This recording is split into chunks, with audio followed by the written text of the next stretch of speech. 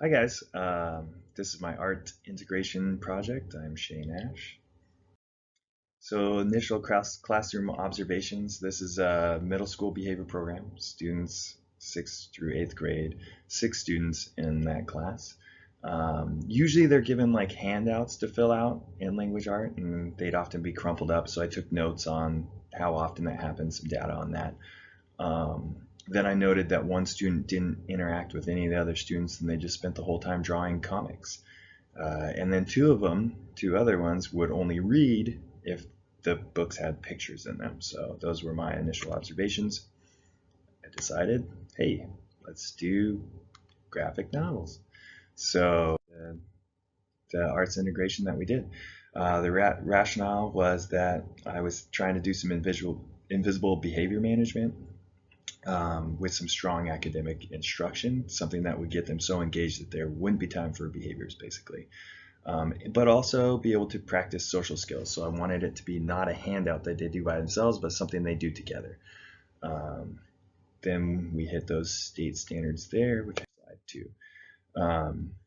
So then I thought one day, why just one day? And I planned it out for the next couple weeks so that we could have a unit instead of just one day of doing.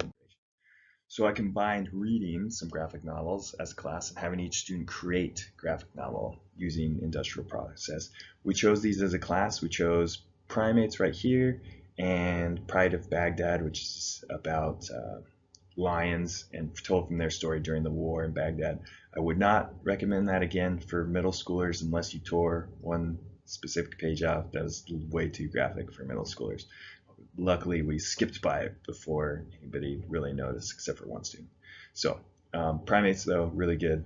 Um, to have them work together, I had them do the group project to develop their own graphic novel in industrial process. So we looked at those comic books we saw in the beginning, that there's somebody who writes, somebody who draws, somebody who colors, somebody who does the ink, and somebody who does the letters. And so we had them all write their own graphic novel, but then they had to pass it to the person on their left to be the artist. And, or, well, no, they wrote and drew. They were the writer and artist. And we passed it to the left to be the colorer and the inker and the letterer. So it would be a kind of a group project. So it ended up taking about 14 days. I had 13 days of lesson plans worked out. So the first day we just activated prior knowledge, did a lot of front loading, watched some YouTube videos. Um, we did an intro to content and form where they assessed like a Calvin and Hobbes thing, which I have here in a little bit.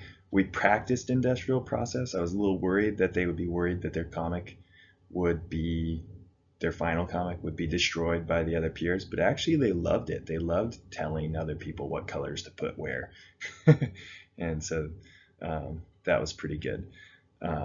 There was a bit of a handwriting thing. I wish I would have been able to think ahead, to think that some of the kids would want to maybe type in Comic Sans and print it out and glue it onto people's comics instead of doing the handwriting. So that was, thinking back, that's how I would change it, and that's how I did update my lesson plans for that. Then we spent time interpreting visual stories, creating storylines, doing the plot structure, and this whole time we have like a notebook where they're compiling all this stuff. And in the front of the notebook, they have a vocabulary thing.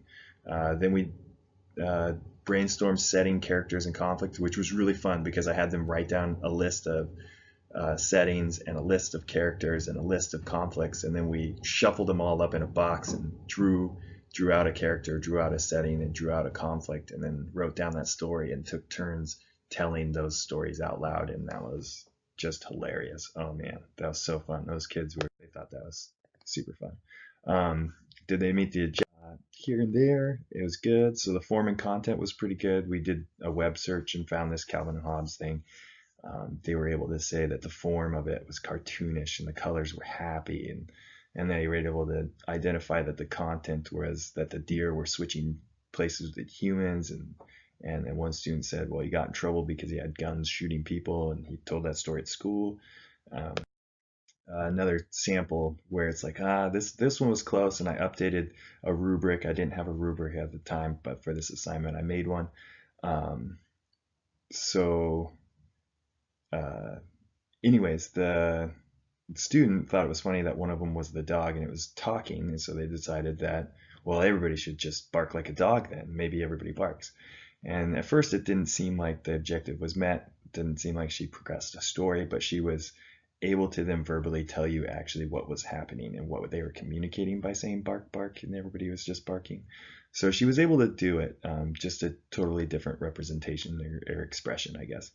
You know, yeah, and she's pretty. She doesn't make eye contact. She doesn't.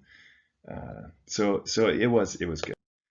Here's some more sample work. One of the industrial process cartoons there on the left. That one was kind of weird, but yeah, somebody else did the lettering, somebody did the lines, and one person did the original drawing and the storytelling. Then I had some making inferences sheet where they took what they already knew, they took the clues they found in the story, and then made inferences. This one wasn't amazingly successful because, they wrote what I infer. I want to read it now. But then later, after grilling them a little bit, they said, okay, maybe the parents will die or something because there's death and it's about family and lions and fighting and food and action. So that worked. I'm at 6 minutes, so I gotta wrap it up. This is another, and the standards we're going for were narrative writing, literature reading, arts. And participation went from, with the handouts, 22% to 86%, and papers crumpled up went from 35% down to 0% because nobody wanted to throw away their awesome comics. But they also didn't throw away their vocabulary sheets and binders that we were building for their graphic novel. So I mean, that was awesome. And with the reading, I didn't take actual data. 7 minutes, but sorry for going long. But there was some to no participation before with reading, but everybody wanted to try reading the graphic novels. Everybody took a different character and read it with a different voice. That was cool. Thanks for watching. All right, bye.